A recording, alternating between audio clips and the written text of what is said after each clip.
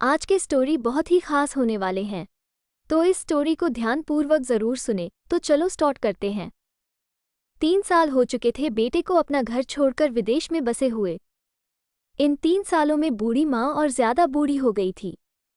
75 वर्ष की उम्र में सुलोचना देवी की याददाश्त काफी कमजोर होती जा रही थी। उन्हें रोजमर्रा की चीजें याद ना रहती, लेकिन जो उन्हें हमेशा याद रहता वो था उनका बेटा। दिन हो या रात, एक पल भी ऐसा ना होता जब उन्हें अपने बेटे की याद ना आती।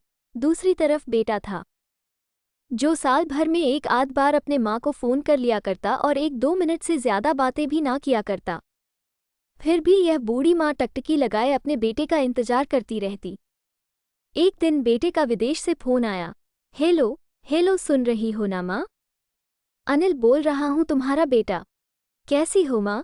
मैं ठीक हूँ बेटा, तुम बहू और मेरा पोता कैसा है? माँ ने पूछा। सब अच्छे हैं माँ। मैं अगले हफ्ते गांव आ रहा हूँ माँ, तुम्हें लेने। अब हम सब साथ में ही लंदन में रहेंगे माँ। तुम्हारी बहू कह रही थी माँ को यहाँ पर लेकर आओ, बेचारी अकेली वहाँ परेशान होती होगी, बेटे ने कहा। माँ की बूढ़ी सूखी आंखें आंसुओं से भीग गई। उसके कमजोर शरीर के नस नस में खुशी की लहर दौड़ गई। बेटे और बहू का अपने प्रति प्रेम देखकर माँ का मन खुशी से भर आया। बेटे ने आगे कहा, माँ तैयार रहना माँ, मुझे ज्यादा दिन छुट्टियाँ नहीं है। जिससे जितने पैसे लेने हैं लेकर रखना, तब तक मैं प्रॉपर्टी डीलर से बात कर लेता हूँ। घर के लिए? माँ ने पूछा। हाँ माँ, गांव का घर हमें बेच देना पड़ेगा। अब हम साथ में ही रहने वाले हैं तो वहाँ पर घर रखने का कोई मतलब नहीं है माँ, बेटे ने कहा। बुढ़ापे की वजह से ठीक से चलने में असक्षम माँ ने पूरे मोहल्ले में घूम घूम कर अपनी इस खुशखबरी को सबको सुनाया। सभी को खुशी हुई, सबको लगा माँ जी के आखिरी दिन अपने परिवार के साथ खुशी से बीत जाएंगे।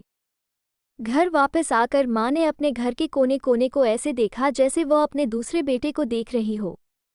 देखे भी क्यों ना, उस घर को अपने बेटे से कम थोड़ी समझा था। अपने पति के साथ 40 साल यही तो बिताए थे, लेकिन अब मजबूर थी बुढ़ापे के आखिरी साल बेटे और बहू के साथ बिताना चाहती थी। दिल पर पत्थर रखकर घर बेचने के लिए माँ तैयार हो गई। आनन फानन में बेटे ने घर को आधे दामों पर बेच दिया। माँ ने ज्यादा नहीं, लेकिन जिन चीज़ों से दिल लगा था उन चीज़ों को समेटा और बेटे के साथ टैक्सी में बैठकर एयरपोर्ट के लिए चली गई। ये स्टोरी आपको कैसा लगा, कमेंट में ज़रूर बताना। अगर आपको अच्छा लगा तो मेरे चैनल को लाइक शेयर सब्सक्राइब ज़रूर करें। मिलते हैं नेक्स्ट वीडियो में, तब तक के लिए बाय।